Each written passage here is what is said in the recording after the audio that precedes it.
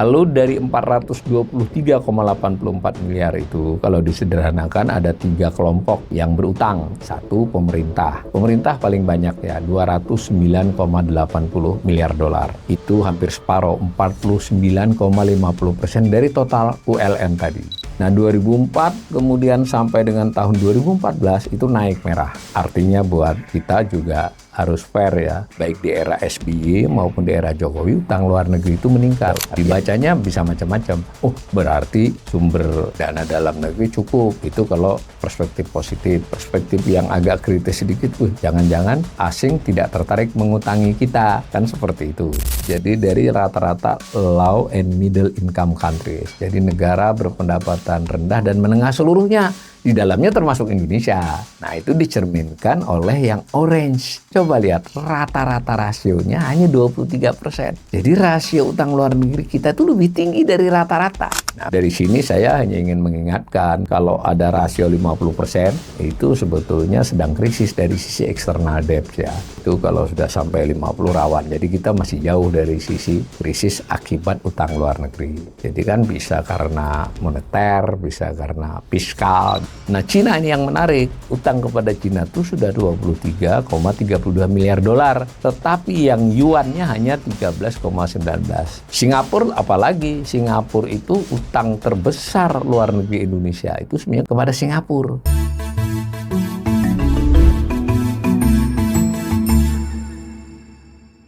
Salam cerdas. Ibu, bapak, saudara-saudara yang saya hormati.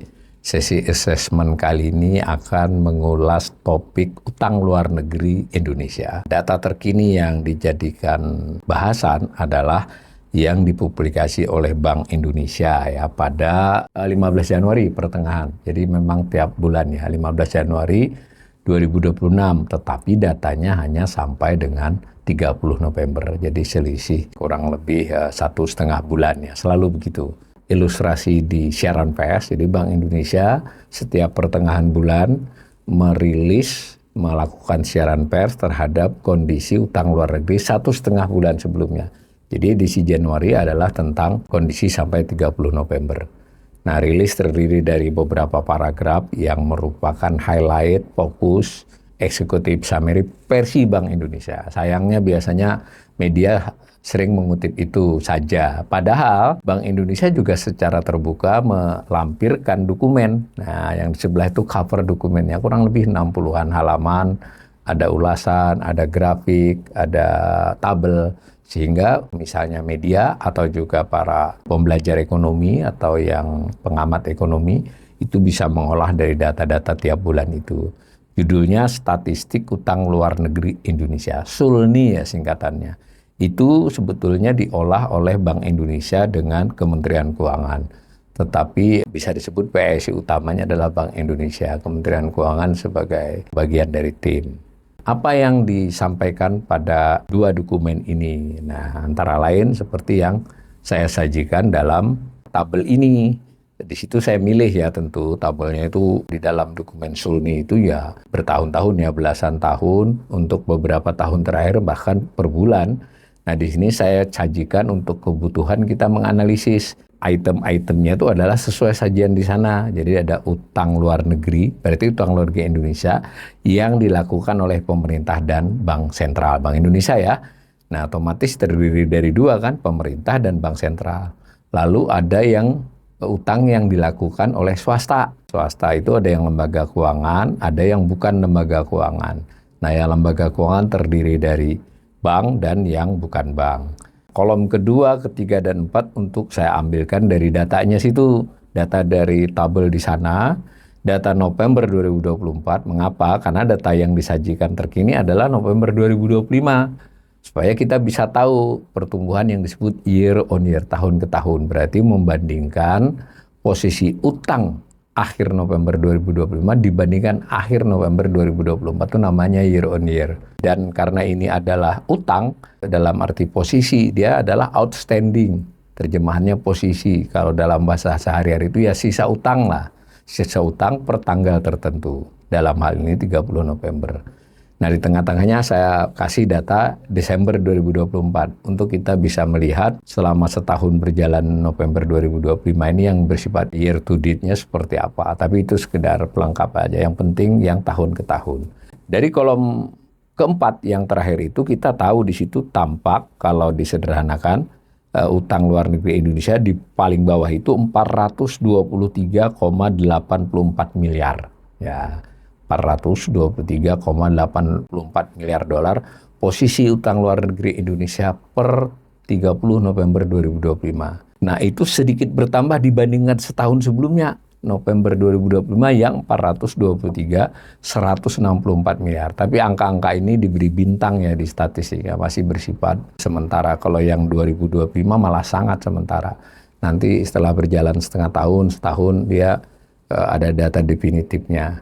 Nah, berdasarkan data yang ada ini, pertumbuhannya adalah 0,15%. Jadi selama setahun, utang luar negeri itu tetap naik meskipun tipis ya.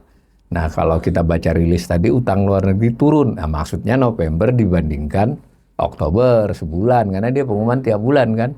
Nah, saya membawa pemirsa untuk melihatnya setahun, tumbuh sedikit. Lalu dari 423,84 miliar itu, kalau disederhanakan ada 3 kelompok pihak yang berutang. Satu, pemerintah. Pemerintah paling banyak ya, 209,80 miliar dolar. Itu hampir separuh, 49,50% dari total ULN tadi. Nah, pihak kedua Bank Indonesia lumayan juga, 22,82 miliar ya, 5,38% dari total. Nah, sedangkan swasta 191,22 miliar, 45,12%. Posisi pemerintah dan swasta ini nanti kalau digambar itu dari tahun ke tahun bergantian. Ada saat-saat di mana justru swastanya lebih besar ya dari pemerintah. Tapi beberapa waktu terakhir 2-3 tahun ini selalu utang luar negeri pemerintah yang lebih besar. Kalau kita lihat lagi dibandingkan dengan kondisi setahun sebelumnya, utang pemerintah itu tumbuh ya 3,34%. Jadi bertambah selama setahun. Sementara utang Bank Indonesia justru turunnya cukup signifikan, 13,76%. Dahulunya di November tahun lalu 26,46 miliar, di tahun ini hanya 22,82 miliar. Nah, sebabnya apa nanti di assessment selanjutnya akan saya ini. Di sini kita lihat gambaran umum dulu. Itu gambaran komposisi utang luar negeri Indonesia ya, dan rinciannya. Kalau misalnya kita kembali ke angka yang 423,84 miliar itu, angka total utang luar negeri, bagaimana dibandingkan dengan tahun-tahun sebelumnya? Kalau dibandingkan dengan setahun lalu itu tumbuh hanya 0,16%. Kalau kita gambar, nah begini, semua tahun adalah per 31 Desember, akhir tahun ya, kecuali 2025 yang masih kurang sebulan. Kita lihat polanya ya, polanya di tahun 97 sampai dengan tahun 2004 itu landai, sempat turun sedikit terus landai. Kalau sebelum 97 itu ada kenaikannya. Ternyata utang luar negeri Indonesia itu landai selama sampai tahun 2004. Nah, 2004 kemudian sampai dengan tahun 2014 itu naik merah. Artinya buat kita juga harus fair ya. Baik di era SBY maupun di era Jokowi, utang luar negeri itu meningkat. Tapi hati-hati ya, utang luar negeri itu bukan hanya utang pemerintah, tapi juga utang swasta. Nah gitu ya. Nah, lalu sempat turun nih di tahun 2021, 22. Lalu pelan-pelan naik lagi sampai 2024 lalu. Nah, 2025 ini ya tidak bisa dikatakan turun, tadi kan masih tumbuh 0,16%, jadi mungkin setara lah. Tetapi karena Desember ini ada beberapa penarikan utang pemerintah melalui penerbitan SBN global, utang luar negeri utang pemerintah dalam bentuk falas, ini kemungkinan Desember 2024 sedikit naik, tapi naiknya tidak banyak dibandingkan Desember 2024 lalu. Nanti bulan depan kita akan lihat. Di 5-6 tahun terakhir ini memang utang luar negeri relatif lebih terkendali dibandingkan 2004 sampai dengan 2019.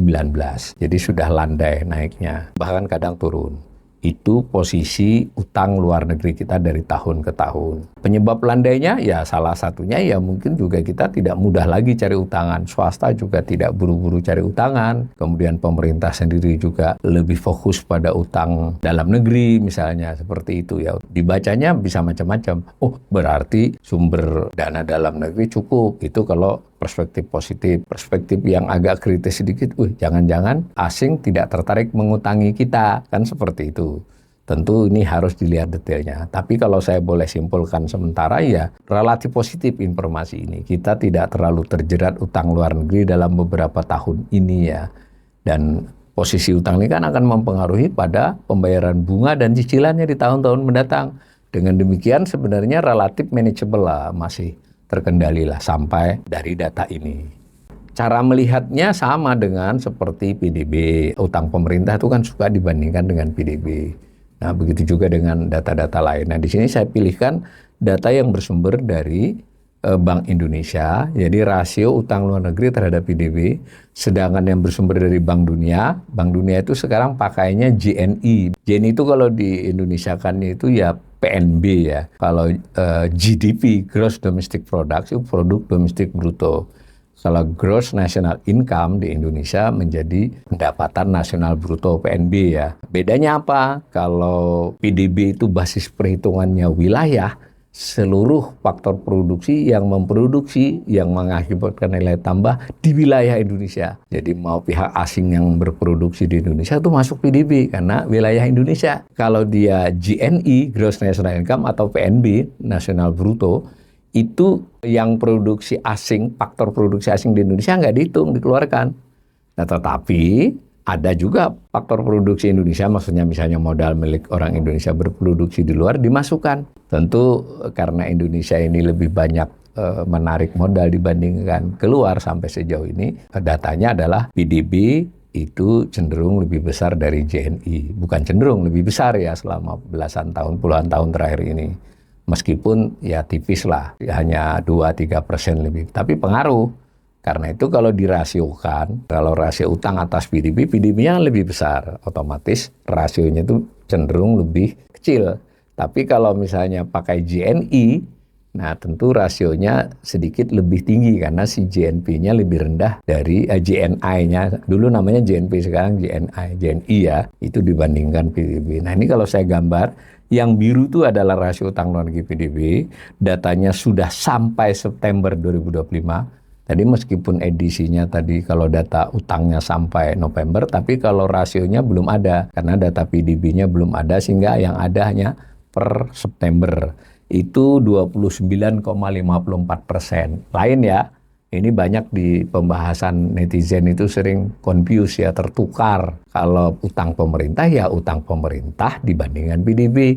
Kalau utang luar negeri ya utang luar negeri dibandingkan PDB. Utang pemerintah itu ada yang utang luar negeri, ada yang utang dalam negeri. Sedangkan utang luar negeri, ada utang luar negeri pemerintah, ada utang luar negeri swasta, bahkan ada BI kan Bank Indonesia. Jadi beririsan tapi tidak sama. Dan untuk rasionya lebih baik dari utang pemerintah. Dia 29,54%. Pemerintah kan sudah 40%. Nah, tetapi juga rekomendasi-rekomendasi dari banyak lembaga internasional itu untuk utang luar negeri ini memang diharapkan lebih kecil ya. Kisarannya sampai 20 ya. Maksimal 25, 20 lah. Sementara kalau rasio utang atas PDB itu dilonggarin biasanya. Bahkan banyak yang menyebut sampai 35 ya, yang bagus. Tapi sekali lagi untuk best practices rasio utang pemerintah atas PDB itu nggak terlalu dipedulikan karena banyak negara yang justru di atas 100 ya. Tetapi untuk kita menganalisis kondisi utang kita itu jangan melihat dari tetangga saja, dari kita sendiri. Jadi gampangnya begini, kita sebagai sebuah keluarga atau kita punya perusahaan, itu perkembangan utang kita sendiri bagaimana ya, dari waktu ke waktu. Posisi utang tadi kita sudah lihat. Nah dari sisi ini kalau utang kita dibandingkan dengan pendapatan nasional kita, gross national income itu bagaimana? Kalau dilihat gambar ini memang di beberapa tahun terakhir ini lebih rendah dari tahun-tahun lampau ya. Jadi termasuk terkendali lah. Jadi mengulangi kembali penilaian saya atas data pertama tadi. Secara rasio pun utang luar negeri kita tampak cukup sehat dan aman ya. Kalau umpama kita pakai patokan 30% pun dia masih di batas itu ya. Apalagi ada patokan juga yang 35. Tapi kalau kita lebih konservatif pakai patokan 25, kita sudah sedikit di atas batas yang sebaiknya dialami oleh satu negara terkait utang luar negerinya. Jadi baik rasio utang luar negeri atas PDB pakai datanya Bank Indonesia rasio utang luar negeri atas JNI datanya World Bank. Nah, datanya Bank Dunia baru sampai 2024 ya. Trennya tren stabil dan sempat turun dari tahun-tahun yang lampau. Sampai sini assessment saya ingin memberikan apresiasi bahwa kondisi kita berdasarkan ini cukup baik. Kalaupun tidak baik banget, tidak buruk. Nah, hanya saja ada informasi lain, bukan oleh Sulni, tetapi oleh internasional ya, dari IMF, dari International Debt Relief, dua lah itu. International Debt Report ya, laporan utang internasional, statistik utang internasional. Publikasi terkini baru saja keluar untuk bertahun 2025, datanya sampai 2024. Nah, ini khusus utang luar negeri ya, external debt. Lain lagi kalau dia bicara public debt atau government debt. Jadi saya berulang kali menekankan setiap kali assessment ini, banyak penanggap di kanal saya atau di Twitter saya itu sering bingung, karena kalau nanya AI atau nanya ini, kalau nggak hati-hati kita salah tanya, AI-nya jawab kan. Jadi kalau nanya DSR aja, DSR apa gitu. Rasio utang luar negeri apa utang pemerintah, beda ya. Tetapi ternyata kalau dibandingkan dengan negara lain, yang kita bandingkan nggak usah negara maju, negara sebaya. Itu kita ambil rata-rata. Jadi dari rata-rata low and middle income countries. Jadi negara berpendapatan rendah dan menengah seluruhnya. Di dalamnya termasuk Indonesia. Nah, itu dicerminkan oleh yang orange. Sedangkan yang biru Indonesia, tapi ini pakai datanya IMF ya, bukan datanya IMF, biasanya sama dengan World Bank datanya. Beda dengan kita pakai Bank Indonesia, itu ada sedikit selisih poin lah. Maka ULN Indonesia versi itu 421 miliar per Desember 2024. Nggak selisih jauh sih dengan versi Bank Indonesia, selisih 1 miliar dolar apa 1,5. Nah, sedangkan rasionya pada akhir 2024 itu 31% dari JNI. Kalau total utang luar negeri seluruh negara berpendapatan rendah dan menengah itu 8.937 miliar. Kita 421 ya. Di dalam 8.937 ini ada kita loh ya, jangan salah. Tetapi coba lihat rata-rata rasionya hanya 23%. Jadi rasio utang luar negeri kita itu lebih tinggi dari rata-rata. Nah, kalau itu rata-rata berarti banyak yang di bawah 20 kan. Kita termasuk yang di atas rata-rata. Makanya rekomendasinya juga 25. Dan lihat trennya. Tren beberapa tahun dari 2021 sampai 2024 memang tren rasio turun.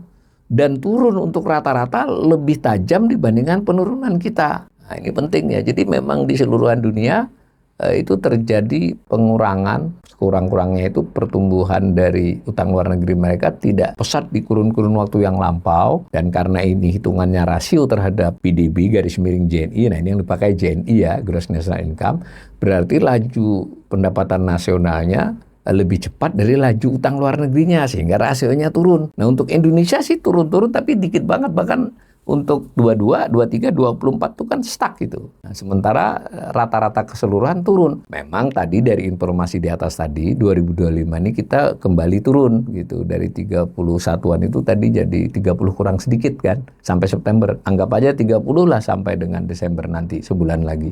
Berarti turun. Tapi kita belum tahu rata-rata pendapatan rendah dan menengah berapa turunnya. Jadi kalau dari sisi ini bukan berita baik. Jadi kita termasuk negara yang tidak berhasil menurunkan rasio utang luar negerinya dibandingkan negara-negara sebaya ya. Itu informasi lain dari assessment ini.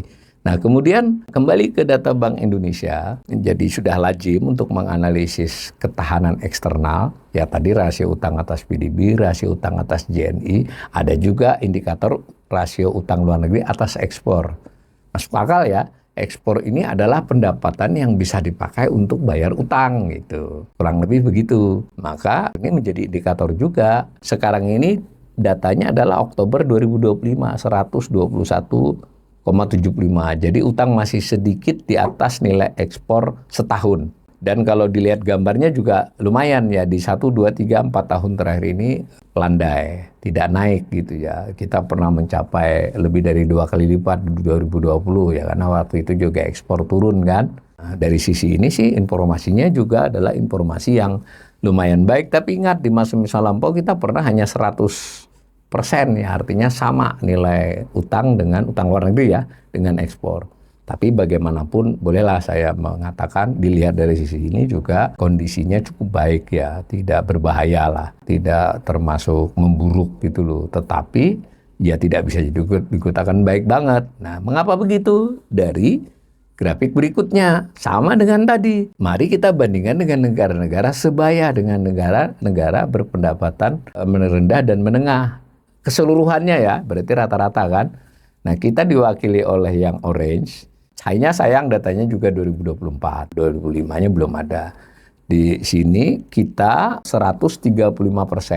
Selisih sedikit dengan tadi kan, kita tadi 128. Memang ada perhitungan nilai ekspor yang berbeda, dan kalau tentang external debt, utang luar negerinya itu ya tipis perbedaannya, tapi menilai ekspornya itu jadi beda. Antara lain ada syarat-syarat perhitungan FOB, begitu juga dengan dia memasukkan jasa atau tidak, seperti itu. Tapi yang kita pakai data itu apel dengan apel, yang penting pakai data Bank Indonesia gimana trennya, pakai data Bank Dunia, dalam hal ini data International Debt Statistic bagaimana. Nah, kalau kita lihat, kita juga cukup membaik kok. Tahun 23 136, 2024 135, dan kemungkinan di 2025 ini bisa di 130 saja ya pakai pola ini. Dan itu tidak terlalu melonjak lah, kita pernah tinggi. Tetapi kalau kita bandingkan dengan negara-negara lain, kita tetap lebih buruk kan, yang biru itu loh. Ya, jadi utang dibandingkan ekspornya tuh nggak sampai 100%. Jadi lebih banyak ekspornya dibandingkan utangnya, kan itu persen itu. 90% berarti nilai utang luar negerinya dibandingkan nilai ekspor rata-rata keseluruhan negara, termasuk Indonesia di dalamnya. Khusus Indonesia segitu. Jadi kita tidak terlampau baik. Tidak buruk, tapi tidak terlampau baik. Analisis sederhana itu maksudnya begini, kita lihat dulu beberapa indikator indikasi. Nanti kalau kita tertarik, kita dalami. Mendalaminya adalah di tahun-tahun itu terjadi apa, kondisi internasional bagaimana, negara itu mengandalkan komoditas apa. Kalau misalnya Indonesia, kita otomatis memeriksa neraca pembayaran internasionalnya ya, balance of payment-nya, kita periksa ekspor impornya, dan seterusnya. Nah, ini saya bandingkan 4 negara, Argentina, Thailand, Brasil, Indonesia, dari tahun 81 tuh sampai 2024 data terkininya. Rasio utang luar negeri atas gross national income. Jadi external debts dengan gross national income, pendapatan nasional bruto. Lihat di atas tadi itu kita di kisaran 31 di tahun 2024, kita yang merah. Nah, kita tidak tinggi, berarti kan lebih tinggi Thailand, lebih tinggi Argentina. Kita sedikit lebih tinggi dari Brasil. Jadi ini menarik ya, Brasil itu memang relatif sekarang terkendali. Kalau dilihat gambar ini, 4 negara ini pernah mengalami rasio yang sangat tinggi tuh di tahun 98. Indonesia pernah gede sekali waktu krisis. Kemudian Thailand juga kan kita hampir bersamaan toh itu. Kemudian si Argentina itu pernah di tahun 2000 berapa itu, 2002. Argentina juga sempat kesulitan kemarin di 2020 dari 18, 19, 20. Tapi sekarang lebih terkendali. Nah, jadi dari sini saya hanya ingin mengingatkan, kalau ada rasio 50%, itu sebetulnya sedang krisis dari sisi external debt ya. Itu kalau sudah sampai 50 rawan. Jadi kita masih jauh dari sisi krisis akibat utang luar negeri. Jadi kan bisa karena moneter, bisa karena fiskal, bisa karena utang luar negeri. Nanti utang luar negeri diperiksa lagi karena utang luar negeri swasta, apa untuk pemerintah. Tapi ini keseluruhan. Jadi kalau dilihat ini, kita memang kelihatannya masih cukup kuat ya ketahanan eksternal kita berdasarkan indikator ini. Nah, indikator lain yang juga diperlihatkan kembali ke data SULNI Bank Indonesia, apa yang disebut dengan debt service ratio. Kalau debt service ratio untuk utang pemerintah itu adalah beban utang. Beban utang itu bayar pokok dan bunga. Pokok itu bisa cicilan, bisa pelunasan, ditambah bunga dibagi pendapatan. Jadi 2 komponen dibagi dengan pendapatan itu untuk utang pemerintah. Kalau untuk utang luar negeri, nah utang luar negeri ini sebetulnya yang paling utama adalah ekspor tapi barang dan jasa ya. Cuma beda dengan yang di atas tadi. Yang di atas tadi utang dibagi nilai ekspor. Kalau ini bebannya saja. Jadi bayar cicilan dan bunga utang luar negeri dibandingkan dengan ekspornya. Cuma Bank Indonesia ini membuat definisi, ada yang disebut tier 1, tier 2. Ini agak rumit sedikit ya, karena yang tier 2 itu tidak hanya bunga dan pelunasan pokok, tapi semua kewajiban lain terkait dengan utang luar negeri atau modal asing ini bisa dipakai. Jadi ada keuntungan, ada macam-macam itu dijumlahkan. Jadi besar dia, cukup besar. Sedangkan ininya tetap ekspor barang dan jasa yang dipakai barang dan jasa kalau internasional. Kalau Bank Indonesia ini kelihatannya, saya ragu ini, tapi kelihatannya dia hanya pakai ekspor barang. Nah, tetapi bebannya tadi dibagi dua. Mau pakai tier 1 atau tier 2 ini teknis banget dan Bank Indonesia tidak begitu rinci menjelaskannya. Kita hanya melihat trennya. Kalau dilihat trennya pakai definisi tier 1 kita baru 15,34%. Tapi saya kira tier 2 lebih mencerminkan beban sesungguhnya di mana bayar semua kewajiban utang dibandingkan nilai ekspor. Itu 34,76%. Burukkah itu? Ya tidak buruk juga. Terutama dilihat tren, itu termasuk rendah dibandingkan tahun-tahun yang lampau, kan turun.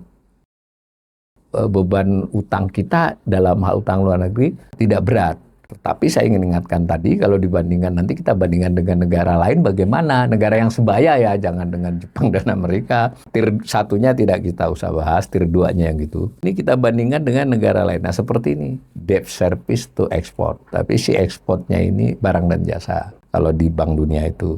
Sedangkan yang dibayarkan ya hampir sama ya. Nah maka kalau dilihat gambar ini, Indonesia di 2024 cuma 25 kan. Kalau di sini tadi kalau kita lihat 35-an kan yang untuk tier 2-nya. Ada dua penyebabnya terutama sekali karena di Bank Indonesia yang dipakai sebagai penyebut hanya ekspor, ini ekspor barang dan jasa. Jadi lebih gede, kalau lebih gede penyebutnya kan angka rasionya bisa turun. Nah saya ulangi kembali lagi, apapun definisi, kita yang penting apel dengan apel kita bandingkan yang definisinya sama. Nah dari sisi itu sebetulnya kondisinya tidak baik, tidak sebaik ketika utang dibandingkan dengan JNI atau PDB. Tidak sebaik dengan utang dibandingkan dengan ekspor. Yang ini khusus bebannya, bukan posisi utang, tapi bebannya. Itu kita di tahun 2024 sudah mencapai 25%. Lebih tinggi dari 23, kemudian lebih tinggi dari 22, dan meskipun masih lebih rendah dari 21. Jadi ada peningkatan dan kita tidak tahu di 2025 kemungkinan turun itu menjadi entah 23 atau 24 ya, turun kemungkinan besar berdasarkan data sampai September. Kembali memperlihatkan kita masih lebih berat dibandingkan kebanyakan negara lain. Pendapatan rendah dan menengah. Jadi beban ya. Jadi secara umum kita bisa mengatakan debt service to export kita itu belum tidak buruk, bahkan relatif terkendali. Tetapi ada tren meningkat di 2 tahun 324, mungkin sedikit menurun di 2025, tapi sebenarnya tren internasional itu turun. Utang luar negerinya sedikit melambat, sementara pendapatan nasional masing-masing negara itu meningkat. Kemudian karena melambat utangnya juga bayar bunga, cicilan maupun aspek-aspek lain dari biaya utang juga cenderung tertahan, sehingga rasionya turun gitu. Nah kita rasionya tidak seturun negara-negara lain, meskipun tidak serendah negara lain. Kalau turunnya kita bahkan sempat turun drastis tuh 20-21. Jadi dari sisi ini saya ingin mengatakan kita tidak buruk, tapi sulit untuk dikatakan baik ya atau kuat gitu ya, tidak lemah lah.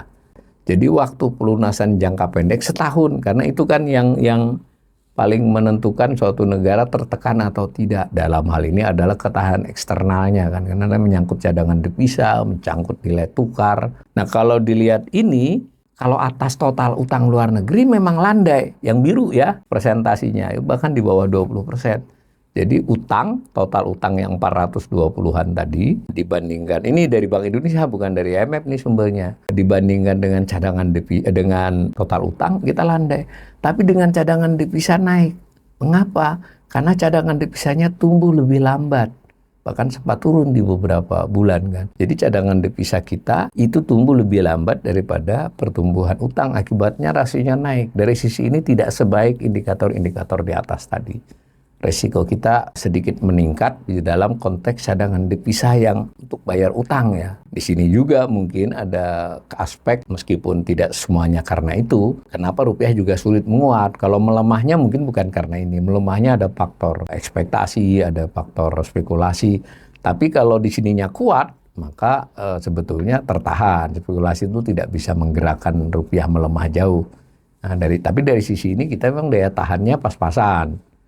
Nah, lalu ada utang luar negeri Indonesia dari negara. Jadi utang luar negeri ada dari negara, ada dari lembaga internasional ya, lembaga internasional seperti Bank Asia, Bank Pembangunan Asia atau macam-macam lah. Ada bank-bank yang konsorsium yang memberikannya kepada Indonesia. Nah, ini khusus yang negara saja. Itu yang dari Amerika itu utangnya sebenarnya hanya 26,42 miliar. Tetapi mata uangnya yang dolar Amerika 268 miliar. Artinya apa? Artinya banyak negara memberi utang kepada Indonesia itu dengan denominasi ya, dengan mata uang dolar, dinyatakan dalam dolar. Bahkan ada yang rupiah ya. Rupiah itu begini, kalau pemerintah buat surat utang SBN rupiah, tapi dimiliki oleh asing, dibeli oleh asing, maka itu dicatat sebagai utang luar negeri. Begitu juga kalau swasta buat obligasi ya di pasar modal, lalu yang membelinya pihak asing, dia tercatatnya adalah utang luar negeri. Tapi biasanya faktor besar pengaruhnya adalah pada surat berharga negara atau surat utang pemerintah. Nah, ini menarik. Rupiahnya lumayan kalau didolarkan nilai utang luar negeri. Jadi utang luar negeri itu definisinya adalah utang kepada pihak asing, bukan mata uangnya ya. Utang kepada pihak asing itu disebut utang luar negeri. Jadi kalaupun dia rupiah utangnya tapi kepada pihak asing disebut utang luar negeri. Kemudian oleh Bank Indonesia dan Kementerian Keuangan untuk per 30 November dinilaikan dengan kurs pada tanggal 30 November tersebut nilainya 77,26 miliar. Tapi utangnya rupiah itu ya. Nah, ini yang suka dijadikan narasi. Kita tidak usah khawatir utang kita kepada pihak dalam negeri. Kepada pihak itu salah satu soal, denominasi hal lain. Biar kepada pihak dalam negeri tapi utangnya berbentuk dolar, tetap ada risiko kurs kan, gitu ya.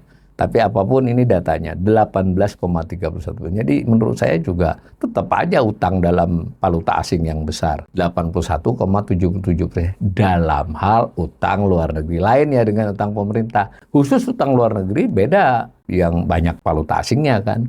Nah, di antara valuta asing yang 346,58 miliar itu 77%-nya adalah dolar Amerika. Jadi bukan berarti utangnya kepada Amerika ya. Jadi utangnya kepada Amerika itu hanya 26,42 miliar, tapi dolarnya 268 miliar. Nah, Jepang itu hampir sama. Utang kepada Jepang 19,70 miliar. Sedangkan dalam bentuk mata uang yen Jepang itu hanya 17,58.